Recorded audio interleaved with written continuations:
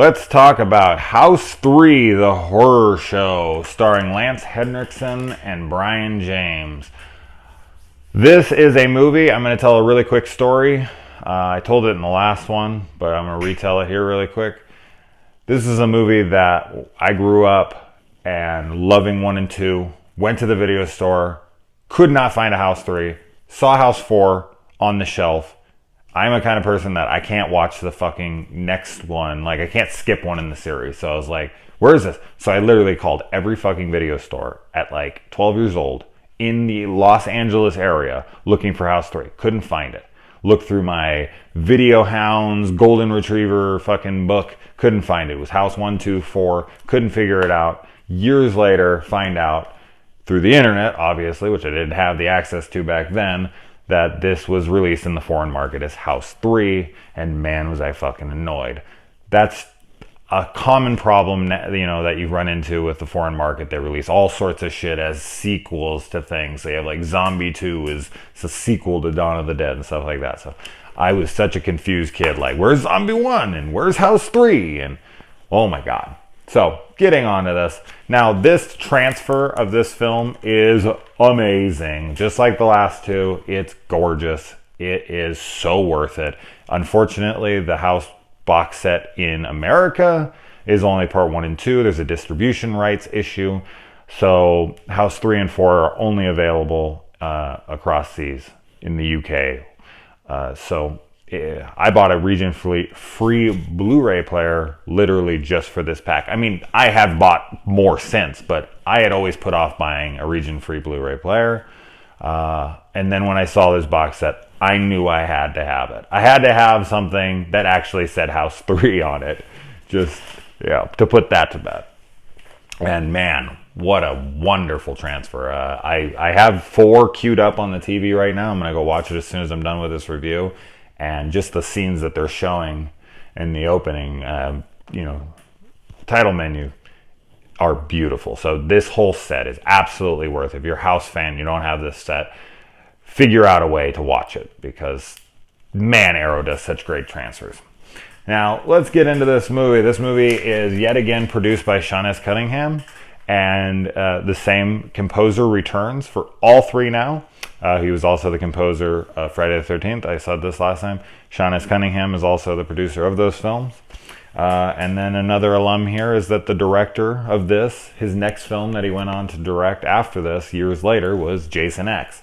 So you do have a lot of Friday the 13th alumni here. I watched the Euro cut of this, the uncut Euro cut. I guess there's 3 different versions of this. There's the rated R theatrical cut that was released in America, the European cut, which this Blu-ray has both, and then there's an uncut version that has never ever been released. So I got to see kind of the middle ground area. I would have loved to have seen the director's cut, supposedly, or the uncut one. It's supposed to have a lot more gore, and I love the gore. This is yet another House movie that has a 0% on Rotten Tomatoes, just like House 2. Do I think this movie deserves a 0? God, no. Do I love it? No, I did not love it. But we'll get into that. So let's get into the likes of this movie. I like that this movie kind of starts off showing the brutality of this killer. Not only do they say that he killed like 110 people confirmed, that's like Jason Voorhees numbers, but the fucking, the limbs and the heads and just the carnage that he happens upon, Lance Henriksen's character, the detective in this movie, just, I am going to be talking about spoilers here. Old movies like this, I always talk about spoilers, but just like, it's a vicious opening as far as like just seeing all of this mayhem that this guy left in his wake, like hands and fucking deep fryers and heads under platters, and this guy is a psychopath. And Lance Henriksen, man, I mean, and Brian James too. But Lance Henriksen definitely carries this film. Because I do find that this film, and I'll get into negatives later, but I'll say one really quick. I do feel like this film suffers from some pacing issues, and it just drags at times. There's just not a lot going on, and I feel like the script is bare bones. You know, I don't feel like there's a ton happening. And Lance Henriksen is so good as this detective, and he's constantly on the brink of losing his sanity, that it just does enough to keep you interested throughout the film. So my hat's off to him for that. I did like a decent amount of the dialogue in this movie, especially from Lance Henriksen, from the two main characters. The electrocution scene, that's probably my favorite scene of this whole movie. Brian James's electrocution scene is hilarious, man. It's just like, is that, what does he say? It's like, is that all you got? All that did is give me a hard on. Like, that shit was fucking hilarious. And then, like, him getting zapped more and more and more, and then his face, like, bubbling up and melting. And that was great. That whole scene was the highlight of the film for me, for sure. In addition to them having some really good dialogue, I thought that the acting from pretty much everyone in the film is pretty solid all around. The film looks really well, really good. It was shot very well. So I don't think that there's a ton of technical flaws here. There are some fucking hilarious fuck-ups in this movie. I'm going to point out a couple of them. But as far as just like from a production value standpoint, this movie looked really good. I'm guessing the budget was lower, but it definitely has a feature film look to it, and looks good. His son in this movie was cracking me up. Like, he is not only a mail-in kleptomaniac, he like exposes weaknesses in companies by basically threatening to hurt their companies if they don't give him shit. Reminds me of a summer school when Mr. Shoop is teaching all the kids how to get sunglasses for free by writing about faulty equipment. So this kid must be Mr. Shoop as a child. Or at least he overheard Mr. Shoop's class and got his idea there. And also, he's super into heavy metal throughout this movie, which is close to my heart. But I do love the scene where he's listening to the music. He has a full mic setup, not like he grabbed something off the fucking nightstand that looked mic shaped or dick shaped, I guess. Which with this kid, I'm not sure I would have been like that far off. But he has like a full mic setup. He's listening to music. He's like banging out, and he like puts his lips up to the thing when the music's playing and the words come out, and he's just like he goes to sing and his mouth doesn't do anything. And then he just kind of like plays it off. Like, was that intentional? Did he have lines that he was supposed to remember and they just could never get it right? So he was just like, oh, fuck it. Like, I'm done doing this scene. It's just very obvious. Like, he goes to sing, and this is supposed to be like his favorite music. Like, he talks about music a decent amount in this movie. And he has all these posters, Guns N' Roses, and he's talking about Metallica, and he's all about this shit. And he has a whole mic set up in his room, but he doesn't know any of the lyrics. Like, he's about to jam out. Like, if you're a fucking huge fan of music, like pretty much everybody is, when you're in your car alone or in your bedroom alone, and especially you got a mic out, you know your words and you fucking sing them with passion. And this kid's just like, like, no. So I had a fucking laugh pretty good on that shit. This is going to be like a half negative and a half positive, so I'll start with the positive on this. I really like the nightmarish tone of this film. But getting into my negatives about it is that most of the nightmare things that happen in this movie don't happen. And that pisses me off. Like, that's where a lot of this film lost me. Not only was it slow and paced not very well, but almost everything is faked out. There's like dreams within dreams here. There's, fake deaths from pretty much every family member.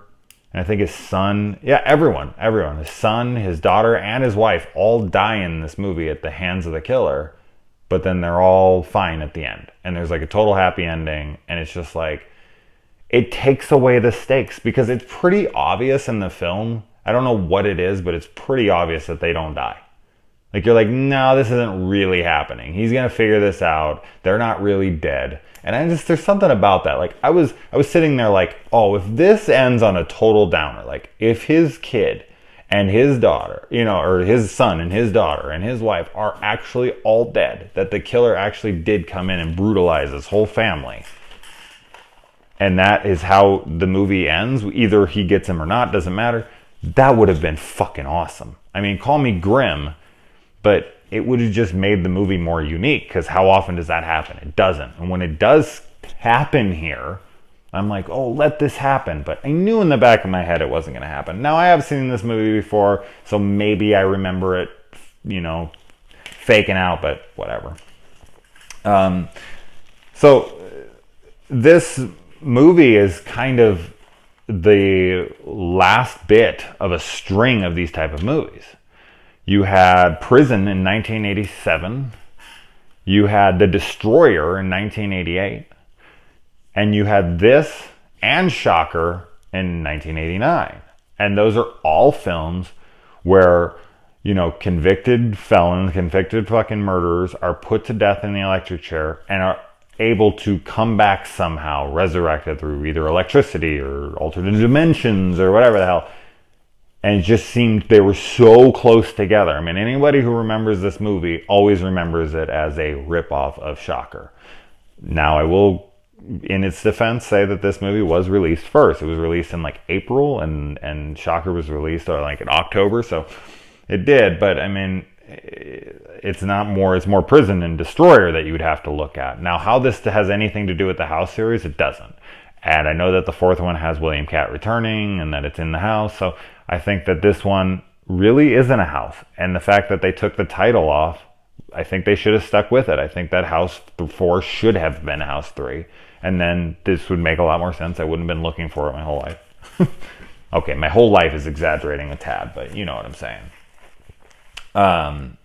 So I like at the end of this movie when he fucking, just blows him away, fucking 20 fucking shots, that when he's clearly just dead on the ground, he puts the last shot inside of his mouth, like shoves the gun in his mouth and blows his fucking head off. Like, that was great. Now getting into that gun, talking about goofs in this movie, if you don't even really have to pay that close attention. It's bad. It's obvious. Like, when you're watching Lance Henriksen fire into the fucking villain at the very end of this movie, it's clearly just him pulling the trigger and the gunshot noise being added in. The slide doesn't come back. No muzzle fire.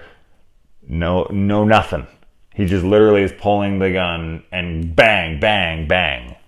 There's a couple where you see muzzle fire, a muzzle flash, but it's like every third one, every fourth one, something like that. And then 3 in a row, it's like just him pulling the trigger and literally nothing happening with the gun. It was cracking me up. It's so bad. And I guess that's the laugh. The laugh of the villain in this was ridiculous. That's the only way I can describe it. It kind of reminded me of the laugh. Actually, it reminded exactly of the laugh of the killer in Slumber Party Massacre 2. I'm sure there's a few people who have seen that movie. I love that movie. It's so over the top and ridiculous. I will eventually get to the Slumber Party Massacre trilogy. I adore that trilogy. I'll have to do the Sorority House Massacre trilogy as well. But yeah, it reminded me very much of the laugh from the killer in that. And that made me happy. I don't think I mentioned the turkey. When he's cutting up the turkey and the face like turns to him and it's like Brian James's face on the turkey and little tentacles and stuff are coming out of the turkey. I just thought that was great. Great FX. I mean, nod to Kurtzman and them again. They're always incredible. And then at the very end of this movie, when the kid gets a 5-year supply of chili, it's like, what's the shelf life on that chili, bro? What are you going to do with 5 years worth of chili? Doesn't that have to be refrigerated or is packaged up and it's got, wow, that's some shelf life. And that chick goes in the basement and she finds her cat in a box. They haven't seen it in days. And instead of like getting it out of there and being like, oh my God, I found my cat, she brings it out to surprise her family by keeping it still in the box and then pulling it out. And I was like, don't you think you would have wanted to get out of there by now? It was just very weird. She had like the box closed tight and there was literally no air holes or anything. I just found that to be fucking hilarious as well. So there's a lot of stupid things in this movie. I think overall, I wasn't a fan. It's not something I probably will watch again or want to get back to. I can see people totally enjoying this, and I'm sure there are some fans out there that love this movie, and I get it. It has a good tone to it. Brian James is great. Lance Henriksen is great. There's some good kills and gore. Some of those kills are taken back. And as I said, there is a good tone and atmosphere to this movie, especially like the nightmarish tone that goes on periodically throughout this film. But I just wasn't crazy about it, to be honest. So I hope I don't hate House 4, but I'm going to go check that out right now and I will report back.